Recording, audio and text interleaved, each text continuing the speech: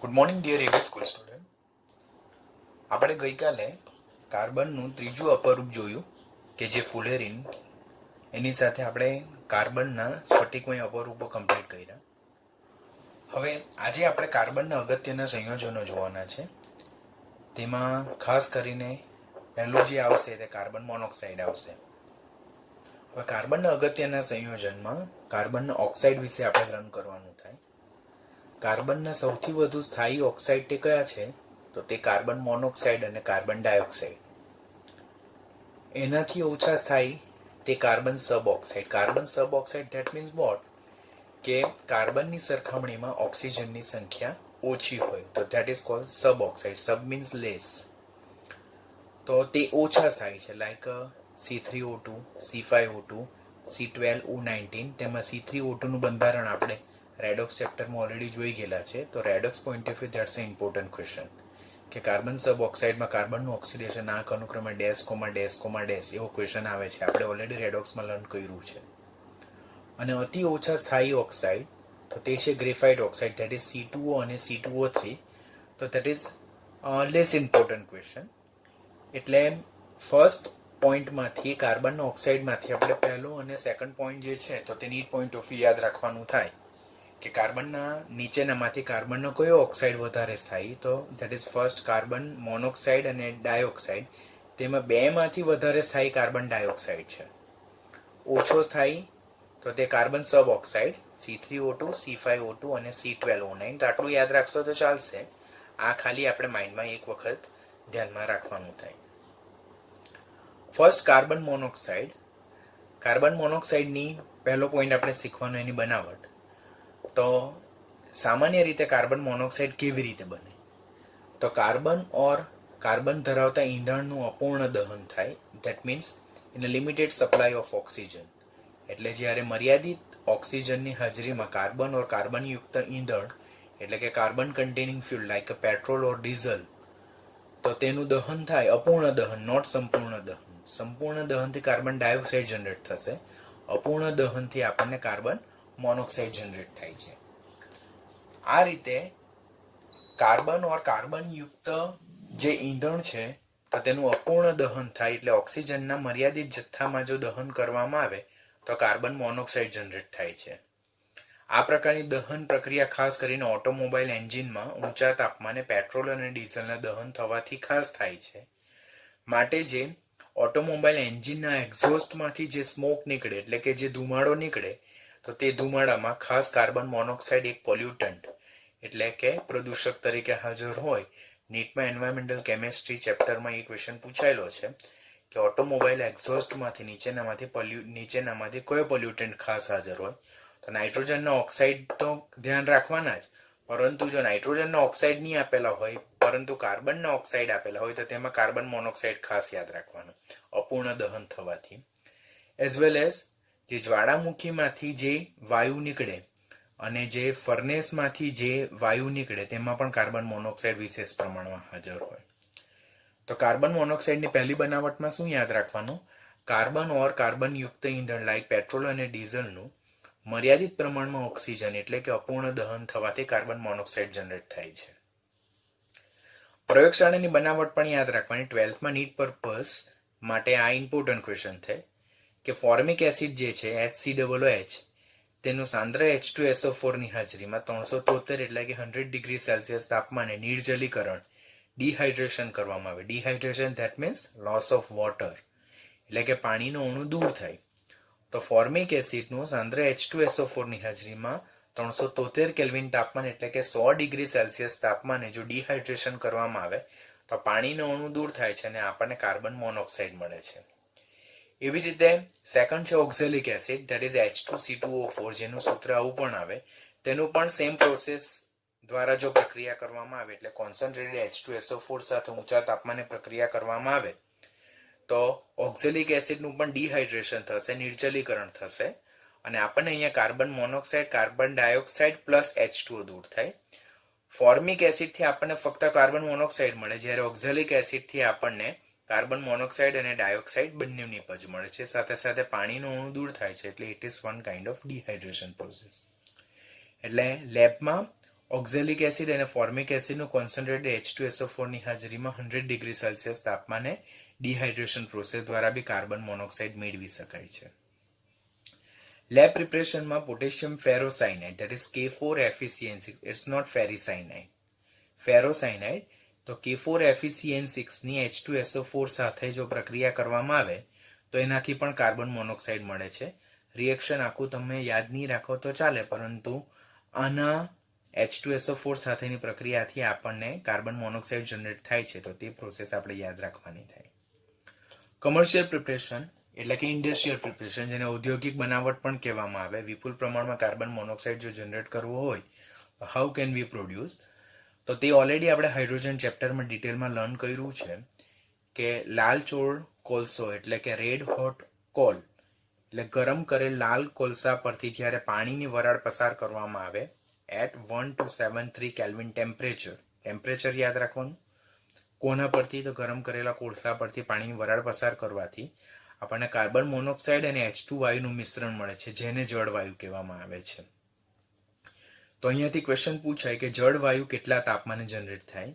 તો લાલ કરેલા કોલસા પરથી પાણીની વરાળ 1273 કેલ્વિન તાપમાને ગરમ કરવાથી કાર્બનનું ઓક્સિડેશન થશે અને કાર્બન મોનોક્સાઇડ પ્લસ H2 વાયુનું મિશ્રણ મળશે, જેને શું કહેવામાં આવે છે? જળવાયુ.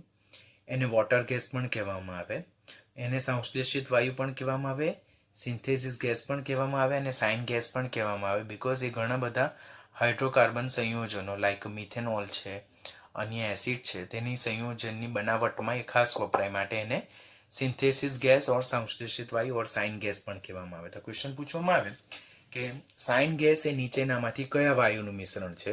તો સાઇન ગેસ એ કાર્બન મોનોક્સાઇડ અને હાઇડ્રોજન વાયુનું મિશ્રણ છે. કેવી રીતે બનશે? ગરમ કરેલા કોલસા પરથી પાણીની વરાળ 1273 કેલ્વિન તાપમાને પસાર કરવાથી કાર્બન મોનોક્સાઇડ અને H2 વાયુનું મિશ્રણ મળે, જેને જળવાયુ કહેવામાં આવે. હવે આ પાણીની વરાળની જગ્યાએ જો લાલ કરેલા કોલસા પરથી હવાનું મિશ્રણ પસાર કરવામાં આવે, આપણને ખ્યાલ છે કે હવામાં મુખ્યત્વે નાઇટ્રોજન વાયુ હોય અને ત્યાર પછી ઓક્સિજન વાયુ હોય. તો જ્યારે ગરમ કરેલા કોલસાની હવા સાથે પ્રક્રિયા કરવામાં આવે આટલા જ તાપમાને, તો આપણને જળવાયુની જગ્યાએ કાર્બન મોનોક્સાઇડ અને નાઇટ્રોજન વાયુનું મિશ્રણ મળે, જેને ઉત્પાદક વાયુ એટલે કે પ્રોડ્યુસર ગેસ કહેવામાં આવે. Both questions are important. Water gas is a composition or it's composed of carbon monoxide and dihydrogen gas, while producer gas is a mixture of carbon monoxide and dinitrogen gas. તો અહીંયા આ જળવાયુ છે, આ ઉત્પાદક વાયુ છે. જળવાયુ એ કાર્બન મોનોક્સાઇડ અને હાઇડ્રોજન વાયુનું મિશ્રણ છે. ઉત્પાદક વાયુ એ કાર્બન મોનોક્સાઇડ અને નાઇટ્રોજન વાયુ મિશ્રણ છે, અને સંશ્લેષિત વાયુ સાઇન ગેસ કહેવાય અને પ્રોડ્યુસર ગેસ કહેવાય. બંને નીટ લેવલના ઇમ્પોર્ટન્ટ ક્વેશ્ચન છે, ધ્યાન રાખવાના. હવે આ રીતે જે કાર્બન મોનોક્સાઇડ મળે છે તેનું જો સંપૂર્ણ દહન કરવામાં આવે, એટલે એને જો વધુ પ્રમાણમાં ઓક્સિજનનો જથ્થો પ્રાપ્ત થાય, તો એ કાર્બન મોનોક્સાઇડ ફર્ધર ઓક્સિડેશન પામીને શેમાં કન્વર્ટ થાય છે? કાર્બન ડાયોક્સાઇડમાં કન્વર્ટ થાય છે. During this both process we are having carbon monoxide. હવે એ કાર્બન મોનોક્સાઇડને જો ઓક્સિજનનો પૂરતો જથ્થો મળવામાં આવે તો એ કાર્બન મોનોક્સાઇડનું સંપૂર્ણ દહન શેમાં થાય? કાર્બન ડાયોક્સાઇડ થાય અને કાર્બનના વધુ સ્ટેબલ ઓક્સાઇડમાં રૂપાંતર પામે. ડ્યુરિંગ ધીસ પ્રોસેસ -566 એટલે કે 566 કિલો જૂલ પ્રતિ મોલ જેટલી ઉષ્મા મુક્ત થાય છે. એટલે delta H of reaction is minus here. Minus sign શું ઇન્ડિકેટ કરે છે? આ પ્રક્રિયા દરમિયાન ઉષ્મા મુક્ત થાય છે. આ પ્રક્રિયા ઉષ્માક્ષેપક છે. It's a kind of exothermic reaction. એટલે કાર્બન મોનોક્સાઇડની વધુ પડતા ઓક્સિજનની હાજરીમાં સંપૂર્ણ દહન થતા કાર્બન મોનોક્સાઇડનું ઓક્સિડેશન થઈને કાર્બન ડાયોક્સાઇડ મળશે.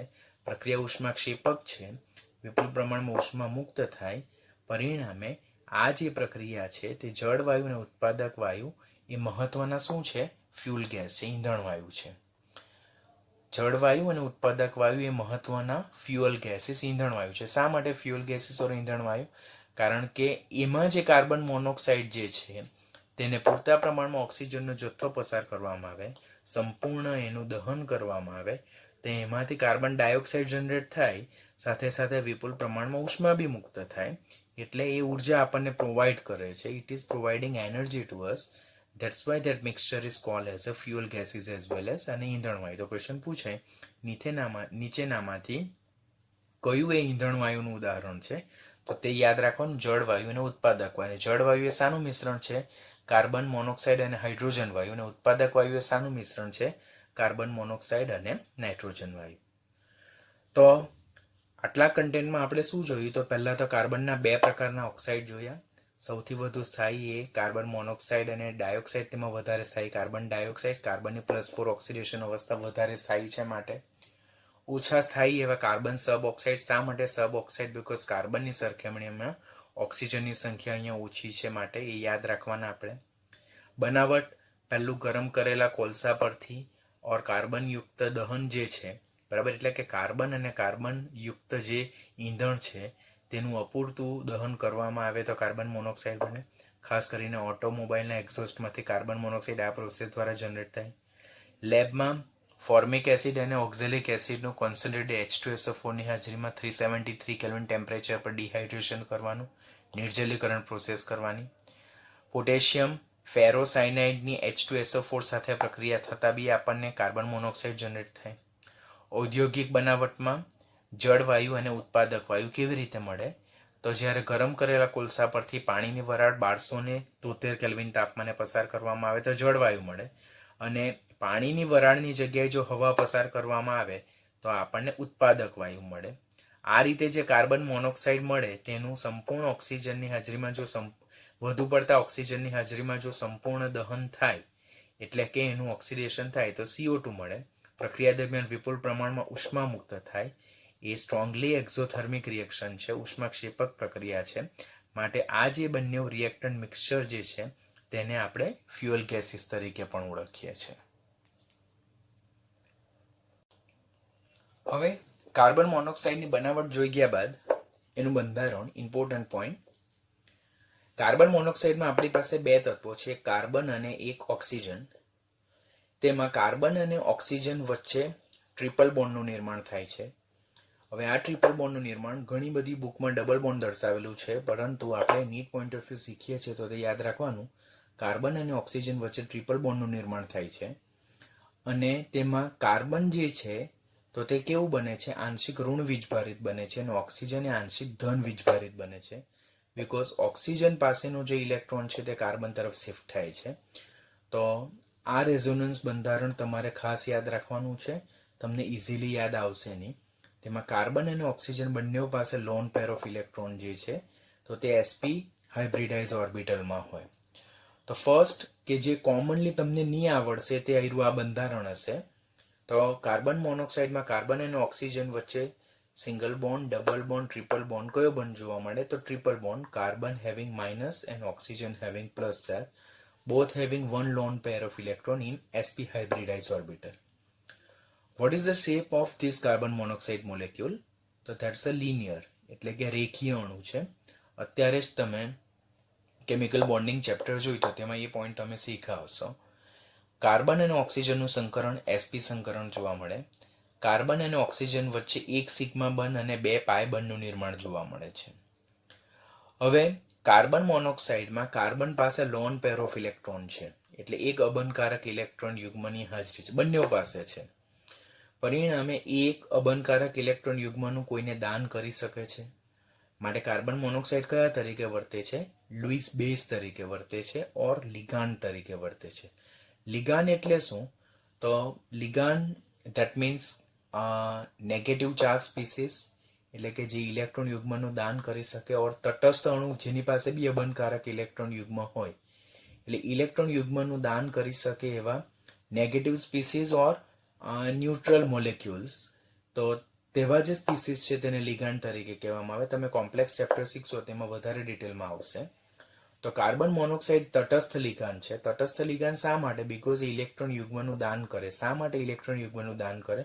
બીકોઝ એમાં કાર્બન અને ઓક્સિજન બંને પાસે લોન પેર ઓફ ઇલેક્ટ્રોન છે. તેમાં કાર્બન ખાસ ડોનેટ કરવાની વૃત્તિ ધરાવે. આમ કાર્બન મોનોક્સાઇડ એ લુઈસ બેઝ અને એક લિગાન્ડ તરીકે વર્તે.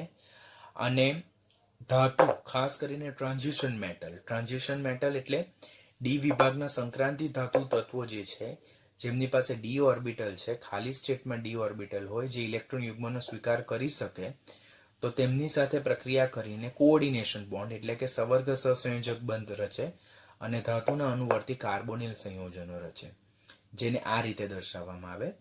તો અહીંયા કાર્બન જે છે તેની પાસે લોન પેર ઓફ ઇલેક્ટ્રોન જે છે, તો તે લોન પેર ઓફ ઇલેક્ટ્રોન કોને આપવામાં આવે? મેટલને આપવામાં આવે. M4 મેટલ, એ મેટલ કયું હશે? સંક્રાંતિ ધાતુ તત્વ એટલે ડી વિભાગનું તત્વ હશે, જે કાર્બન પાસેથી લોન પેર ઓફ ઇલેક્ટ્રોનને સ્વીકાર કરશે. માટે કાર્બન અહીંયા લુઈસ બેઝ તરીકે વર્તે, લિગાન્ડ તરીકે વર્તે, અને જે ધાતુ જે છે સંક્રાંતિ ધાતુ, તો તે લુઈસ એસિડ તરીકે વર્તે, બીકોઝ એ આની પાસેથી ઇલેક્ટ્રોન યુગ્મનો સ્વીકાર કરે. કોઓર્ડિનેશન બોન્ડનું નિર્માણ થાય છે, સવર્ગ સહસંયોજક બંધ બને છે, જે ક્યાંથી ક્યાં તરફ ડાયરેક્ટેડ થયેલો હોય? કાર્બનથી મેટલ તરફ ડાયરેક્ટેડ થયેલો હોય, બીકોઝ લોન પેર ડોનર કોણ છે? અહીંયા કાર્બન છે, અને lone pair acceptor, lone pair of electron acceptor કોણ છે? અહીંયા ધાતુ છે. આમ કાર્બન મોનોક્સાઇડનું બંધારણ વિશે ખાસ ધ્યાન આપવાનું તમારે. કાર્બન અને ઓક્સિજન વચ્ચે ટ્રિપલ બોન્ડ જોવા મળે, તેમાં 2 પાઈ બોન્ડ અને 1 sigma bond. Carbon having negative charge, oxygen having positive charge, both having loan pair of electron. Carbon અને ઓક્સિજન બંનેનું સંકરણ sp, આકાર એનો રેખીય અણુ છે, અને કાર્બન પાસે અબંધકારક ઇલેક્ટ્રોન યુગ્મની હાજરી હોવાને કારણે તે ઇલેક્ટ્રોન યુગ્મનું દાન કરી શકે, માટે લુઈસ બેઝ તરીકે વર્તે અને તટસ્થ લિગાન્ડ તરીકે વર્તે. કોની સાથે સંયોજાય? તો ખાસ કરીને સંક્રાંતિ ધાતુ તત્વો સાથે સંયોજાય અને સવર્ગ સહસંયોજક એટલે કોઓર્ડિનેશન બોન્ડ બનાવશે અને ધાતુના અનુવર્તી કાર્બોનિલ સંયોજનો બનાવશે. આપણે રાસાયણિક ગુણધર્મોમાં અગાડી ડિટેલમાં પાછા એ શીખવાના છે. આ જે કાર્બન મોનોક્સાઇડ છે તેની ડાયપોલ મોમેન્ટ ઘણી ઓછી છે. that is due to back donation of pair of electron from the more electronegative oxygen atom to the carbon atom. બરાબર? એટલે બેક ડોનેશનને લીધે જે આ ડાયપોલ મુવમેન્ટ જે છે કાર્બન મોનોક્સાઇડની ઘણી ઓછી જોવા મળે છે. અહીંયા જો કાર્બન અને ઓક્સિજનમાં oxygen should be minus and carbon should be plus, પણ અહીંયા બેક ડોનેશનને કારણે કાર્બન હેવિંગ નેગેટિવ ચાર્જ અને oxygen having positive charge. Due to that reason dipole movement of carbon monoxide is very low. આ તમારે ખાસ કોમ્પિટિટિવ પોઈન્ટ ઓફ વ્યૂ યાદ રાખવાનું, તમને એક્ઝામ વખતે યાદ નહીં આવશે. તો that's about the structure of carbon monoxide. Now what is a property, એટલે ગુણધર્મો શું છે? તો આપણને ખબર જ છે કે ઓક્સાઇડ વિશે આપણે પીરિયોડિસિટી ચેપ્ટર જોયું, તો નીચેનામાંથી કયા ઓક્સાઇડ તટસ્થ પ્રકારના છે? તો એમાં પહેલું કાર્બન મોનોક્સાઇડ જોયું, તેમાં H2O પણ જોયું, એમાં N2O પણ જોયું અને NO પણ જોયું. એ 4 પ્રકારના ઓક્સાઇડને આપણે તટસ્થ ઓક્સાઇડ જોઈએ. નીટનું ઇમ્પોર્ટન્ટ ક્વેશ્ચન. તો કાર્બન મોનોક્સાઇડ પહેલું તટસ્થ ઓક્સાઇડ છે. આપણને ક્વેશ્ચન એમ થાય કે એ તો કાર્બનનો ઓક્સાઇડ છે, કાર્બન તો અધાતુ છે, અધાતુના ઓક્સાઇડ તો એસિડિક હોય, પરંતુ કાર્બન મોનોક્સાઇડ એ કેવો છે? તટસ્થ ઓક્સાઇડ છે, નીચી ઓક્સિડેશન સ્થિતિ છે, રંગહીન છે, વાસહીન છે અને પાણીમાં મહદઅંશે અદ્રાવ્ય વાયુ છે. એનો ઝેરી સ્વભાવ બી ખાસ જાણીતો છે, એના બેઝ પર ક્વેશ્ચન પૂછાય, અને એમાં જે કોમ્પ્લેક્સ છે તેની સ્ટેબિલિટીના બેઝ પર ખાસ ક્વેશ્ચન પૂછાય. The same topic you already learn in environmental chemistry. જે આપણે પર્યાવરણ રસાયણ વિજ્ઞાન ચેપ્ટર શીખેલા તેમાં આ ટોપિક તમે ઓલરેડી લર્ન કર્યો છે કે કાર્બન મોનોક્સાઇડ ઝેરી છે. જ્યારે શ્વસન મારફતે આપણા શરીરમાં પ્રવેશે તો શરીરમાં રુધિરમાંના હિમોગ્લોબિન કે જે ઓક્સિજનનું ટ્રાન્સફર કરે, it's a transport protein. Why haemoglobin is called as a transport protein? Because એ ઓક્સિજનને શરીરના જુદા જુદા અંગો સુધી પહોંચાડે છે, ટ્રાન્સપોર્ટ કરે છે. That's why it is called as a transport protein.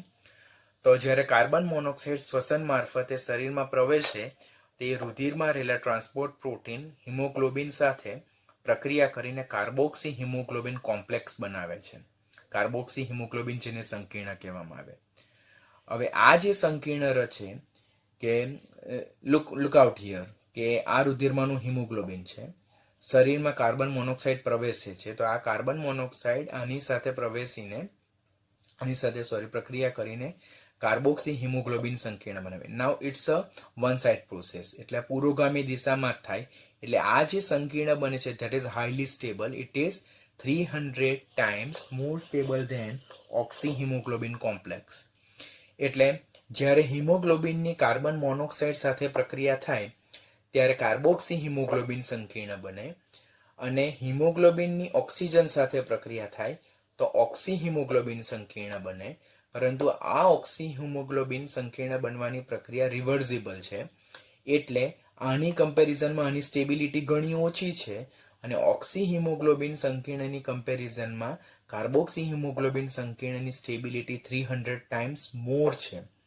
એટલે once carbon monoxide occupy hemoglobin it won't dissociate easily. એટલે એક વખત હિમોગ્લોબિન કાર્બન મોનોક્સાઇડ દ્વારા ઓક્યુપાય થઈ જાય અને સંકીર્ણ બની જાય તો હવે હિમોગ્લોબિન ઓક્સિજનના વહન માટે ઓક્યુપાય રહેતો નથી, એટલે ફ્રી સ્ટેટમાં રહેતો નથી. પરિણામે શરીરમાં ઓક્સિજનની વહન ક્ષમતા ઘટી જાય, શરીરના જુદા જુદા અંગો સુધી ઓક્સિજન સપ્લાય બંધ થઈ જાય અને માણસનું મૃત્યુ નિપજે છે.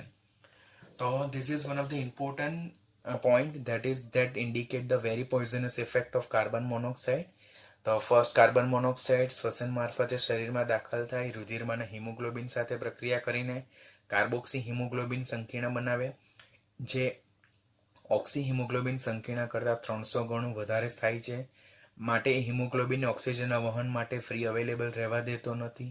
માટે શરીરમાં રુધિરમાં ઓક્સિજનની વહન ક્ષમતા ઘટી જાય, જુદા જુદા અંગો સુધી ઓક્સિજન સપ્લાય બંધ થાય અને માણસનું મૃત્યુ નિપજે છે. Now, what is the antidote? Antidote, that is a treatment. તો જ્યારે આ કાર્બોક્સી હિમોગ્લોબિન સંકીર્ણ બની ગયું હોય ને હવે આપણને કોઈ આડઅસર દેખાય તો એવા પર્સનના શરીરમાં કાર્બોજન આપણે સપ્લાય કરવાનું. Carbogen is 95% of oxygen plus 5% of carbon dioxide. That is also important question કે કાર્બોક્સી હિમોગ્લોબિન સંકીર્ણની ઝેરી અસરને ઘટાડવા માટે નીચેનામાંથી કઈ એન્ટીડોટ ટ્રીટમેન્ટ છે? ની ટેબલ પર યાદ રાખવાનું, that is carbogen treatment. and carbogen is what? It's a 95% oxygen plus 5% of CO2. અહીંયા પર્સન્ટેજ અલ્ટરનેટ કરશે, તમે ગુચવાઈ જશો. અહીંયા 5% O2 અને 95% CO2 જો મૂકવામાં આવશે તો that's a wrong answer. તો સો બી વેરી કેરફુલ, ધ્યાનથી વાંચવાનું, ધ્યાનથી યાદ રાખવાનું થાય. ગુણધર્મોમાં જ નેક્સ્ટ રિડ્યુસિંગ પ્રોપર્ટી.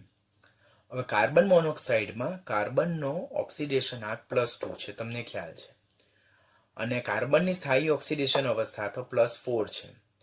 માટે carbon monoxide is always having tendency to oxidize to what?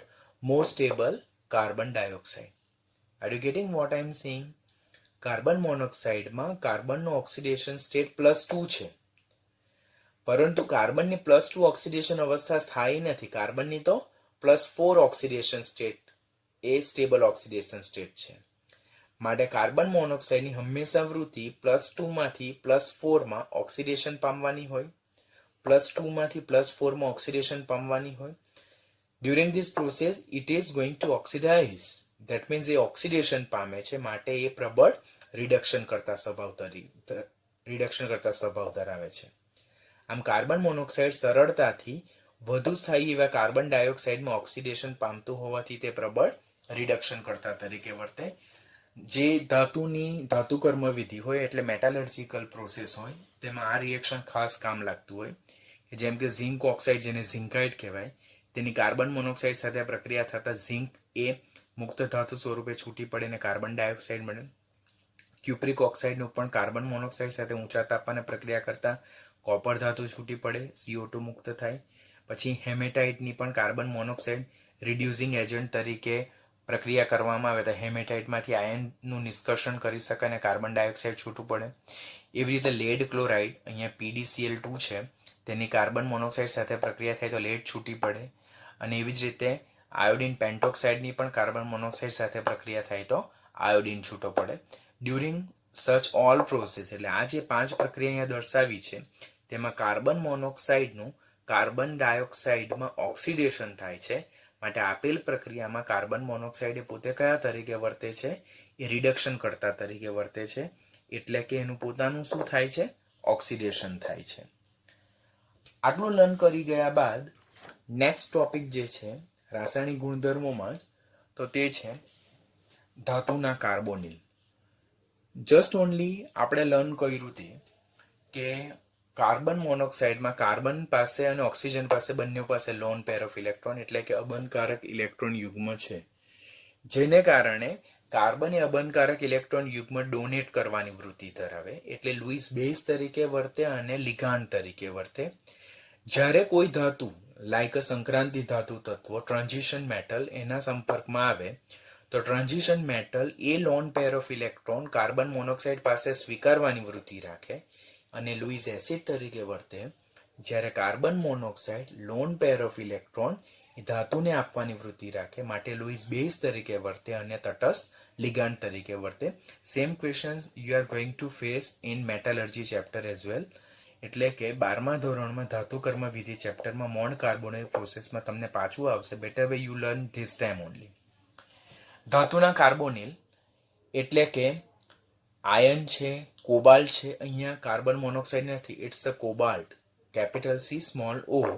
Cobalt છે અને નિકલ જેવા સંક્રાંતિ ધાતુ સાથે કાર્બન મોનોક્સાઇડ સંયોજાઈને શું બનાવે છે? ધાતુના કાર્બોનિલ સંયોજનો. જેમ કે પહેલી Mond carbonyl process, important question for NEET point of view, કે અહીંયા અશુદ્ધ નિકલ છે તેની કાર્બન મોનોક્સાઇડ વાયુ સાથે 330 થી 350 કેલ્વિન તાપમાને પ્રક્રિયા થતા એ આપણને નિકલ ટેટ્રા કાર્બોનિલ સંયોજન મળે છે. નિકલ ટેટ્રા કાર્બોનિલ સંયોજન મળે. આ જે સંયોજન છે તે અસ્થાયી છે અને બાષ્પશીલ છે. It's a volatile compound which is unstable in nature. અને અનસ્ટેબલ છે, that's why it is easily dissociate to 450 to 470 kelvin temperature. આટલા તાપમાને વિઘટન પામશે અને એમાંથી શુદ્ધ નિકલ છૂટી પડશે અને કાર્બન મોનોક્સાઇડ પાછો પોતાના ઓરિજિનલ ફોર્મમાં કલેક્ટ થાય. આ જે પ્રોસેસ છે તેને મોન્ડ કાર્બોનિલ પદ્ધતિ કહેવાય, જે નિકલ ધાતુના શુદ્ધિકરણ માટે વપરાય. તો અહીંયાથી પહેલો ક્વેશ્ચન શું પૂછાય કે મોન્ડ કાર્બોનિલ પ્રોસેસ કોના શુદ્ધિકરણ માટે વપરાય? તો મોન્ડ કાર્બોનિલ પ્રોસેસ એ નિકલ ધાતુના શુદ્ધિકરણ માટે વપરાય. મોન્ડ કાર્બોનિલ પ્રોસેસમાં મધ્યવર્તી સંયોજન બનાવવા માટે કયો પદાર્થ લેવામાં આવે? તો કાર્બન મોનોક્સાઇડ પદાર્થ લેવામાં આવે. તેમાં કયું મધ્યવર્તી સંયોજન બને? તો નિકલ ટેટ્રા કાર્બોનિલ મધ્યવર્તી સંયોજન બને. તેનો સ્વભાવ કેવો હોય? તો બાષ્પશીલ અને અસ્થાયી હોય માટે સરળતાથી વિઘટન પામીને શુદ્ધ નિકલ. કેટલા તાપમાને નિકલ ટેટ્રા કાર્બોનિલ સંકીર્ણ બને? તો 330 થી 350 કેલ્વિન. કેટલા તાપમાને વિઘટન? Listen here. કેટલા તાપમાને સંકીર્ણ બને? તો 330 થી 350 કેલ્વિન તાપમાન. અને કેટલા તાપમાને વિઘટન થાય? તો 450 થી 470 કેલ્વિન તાપમાન. અને આ રીતે આપણે અશુદ્ધ નિકલમાંથી શુદ્ધ નિકલ મેળવી શકીએ છીએ, જેને મોન્ડ કાર્બોનિલ પ્રોસેસ કહેવાય. હવે આ ચેપ્ટર પોઈન્ટ ઓફ વ્યૂ આપણો જે મધ્યવર્તી સંયોજન છે તેની કેમિસ્ટ્રી લર્ન કરવાનું અગત્યનું થાય કે અહીંયા નિકલ જે છે તેની સાથે 4 કાર્બોનિલ સંયોજન છે, એટલે કાર્બન મોનોક્સાઇડ જોડાયેલા છે. તેમાં નિકલ મિડલમાં છે અને એના સરાઉન્ડિંગમાં 4 કાર્બન મોનોક્સાઇડ છે. કાર્બન મોનોક્સાઇડ પાસે લોન પેર ઓફ ઇલેક્ટ્રોન છે માટે carbon monoxide A loan pair of electron કોને આપશે? નિકલને આપશે. અને કયો બંધ બનાવશે? 4 સવર્ગ સહસંયોજક બંધ, એટલે 4 કોઓર્ડિનેશન બંધ. કોનાથી કોના તરફ? કાર્બનથી નિકલ તરફ જોવા મળે છે. માટે અહીંયા લોન પેર ઓફ ઇલેક્ટ્રોન કોણ આપે છે? કાર્બન મોનોક્સાઇડ આપે છે, એની પાસે છે એટલા માટે તટસ્થ લિગાન્ડ તરીકે એટલે કે લુઈસ બેઝ તરીકે વર્તે અને ઇલેક્ટ્રોન યુગ્મનું દાન કરે. જ્યારે મધ્યવર્તી નિકલ ધાતુ એ લુઈસ એસિડ તરીકે વર્તે બીકોઝ એની ડી કક્ષકમાં કાર્બન દ્વારા ડોનેટ કરવામાં આવેલી લોન પેર ઓફ ઇલેક્ટ્રોનનો સ્વીકાર કરે. માટે અહીંયા નિકલ ઇલેક્ટ્રોન યુગ્મનો સ્વીકાર કરે છે માટે લુઈસ એસિડ તરીકે વર્તે. જ્યારે કાર્બન મોનોક્સાઇડ ઇલેક્ટ્રોન યુગ્મનું દાન કરે માટે લુઈસ બેઝ તરીકે વર્તે ઓર તટસ્થ લિગાન્ડ તરીકે વર્તે. કેટલા સવર્ગ સહસંયોજક બંધ બને છે? 4 સવર્ગ સહસંયોજક બંધ બને છે. બનતું મધ્યવર્તી સંકીર્ણ કેવું છે? અસ્થાયી છે, બાષ્પશીલ છે, વોલેટાઇલ છે, જે સરળતાથી વિઘટન પામીને શુદ્ધ નિકલને મુક્ત કરી શકે છે. સેમ પ્રોસેસ જ્યારે આયનની પેન્ટાકાર્બોનિલ એટલે કે 5 મોલ કાર્બન મોનોક્સાઇડ સાથે આટલા તાપમાને પ્રક્રિયા થાય 473 અને 100 એટમોસ્ફિયરે, ત્યારે આપણને સંયોજન મળે આયન પેન્ટાકાર્બોનિલ સંયોજન મળશે. આયન પેન્ટાકાર્બોનિલ સંયોજન એ મેગ્નેટિક ટેપ રેકોર્ડરમાં ખાસ ઉપયોગી છે. આપણે ઉપયોગોમાં જોવાના છે. કાર્બન મોનોક્સાઇડની જ્યારે ક્લોરીન વાયુ સાથે સનલાઇટની પ્રેઝન્સમાં પ્રક્રિયા થાય, એટલે કોઈક લેબ હોય તેમાં વાતાવરણમાં કાર્બન મોનોક્સાઇડ પણ હોય અને એ લેબમાં ક્લોરીન વાયુ પ્રોડ્યુસ થાય છે, તો જો સનલાઇટ એ પ્રક્રિયા મિશ્રણમાં સંપર્કમાં આવે તો there is a formation of carbonyl chloride which is known as a phosgene and that is a very highly poisonous gas. ખાસ યાદ રાખવાનું, તો એ લેબમાં માણસના મૃત્યુ નીપજી શકે છે. માટે ફોસ્જીન વાયુ કેવી રીતે બને? તો કાર્બન મોનોક્સાઇડ વાયુની ક્લોરીન વાયુ સાથે સૂર્યપ્રકાશની હાજરીમાં પ્રક્રિયા થતા COCl2 વાયુ ઉત્પન્ન થાય છે, જેને કાર્બોનિલ ક્લોરાઇડ કહેવામાં આવે છે. તે કયું સંયોજન છે? તે બીજા કયા નામે ઓળખાય? That is called as a phosgene, અને એ હાઈલી પોઈઝનસ ગેસ છે, અતિ ઝેરી વાયુ છે. Less important point but not to skip, તો તે છે કે જ્યારે આપણે ક્યુપ્રસ ક્લોરાઇડ છે તેની સાંદ્ર HCl સાંદ્ર NH3 માં બનાવેલા દ્રાવણ હોય તેની કાર્બન મોનોક્સાઇડ સાથે પ્રક્રિયા કરવામાં આવે તો એમાં જે કાર્બન મોનોક્સાઇડ છે તે દ્રાવણમાં ઇઝીલી એબ્ઝોર્બ થઈ જાય. એબ્ઝોર્બ થઈ જાય એટલે ઇઝીલી અવશોષણ પામે due to formation of the soluble complex.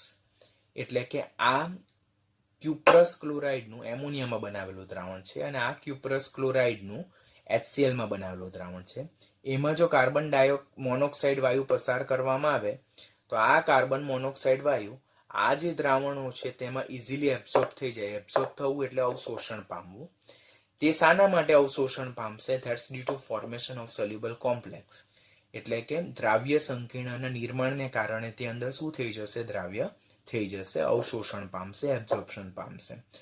Not important but read at least once, જેથી જો સપોઝ એક્ઝામમાં ક્વેશ્ચન પૂછાય તો આપણને આવડે.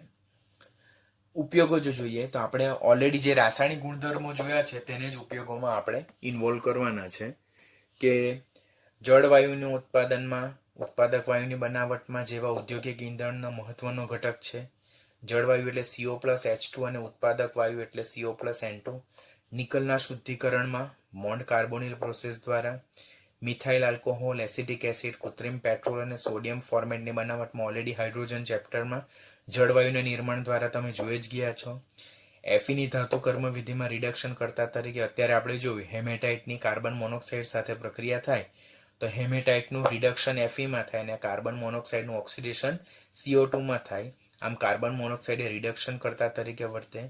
અને ઉપર આપણે પ્રોસેસ જોઈ કાર્બોનિલ પ્રોસેસ, તો તેમાં આયન પેન્ટા કાર્બોનિલ સંયોજન જે છે તો તે વિડીયોઝ અને ટેપ રેકોર્ડરની મેગ્નેટિક ટેપ બનાવવામાં આ ક્વેશ્ચન તમને પૂછાશે. મેગ્નેટિક ટેપ રેકોર્ડર એટલે કે જે ટેપ રેકોર્ડર હોય તેની મેગ્નેટિક ટેપ બનાવવા નીચેનામાંથી કયું સંયોજન વપરાય છે? તો તે કયું સંયોજન છે? આયન પેન્ટા કાર્બોનિલ સંયોજન. તો આની સાથે કાર્બન મોનોક્સાઇડની બનાવટ, રાસાયણિક ગુણધર્મો અને ઉપયોગો આપણા શું થાય છે? ઓવર થાય છે.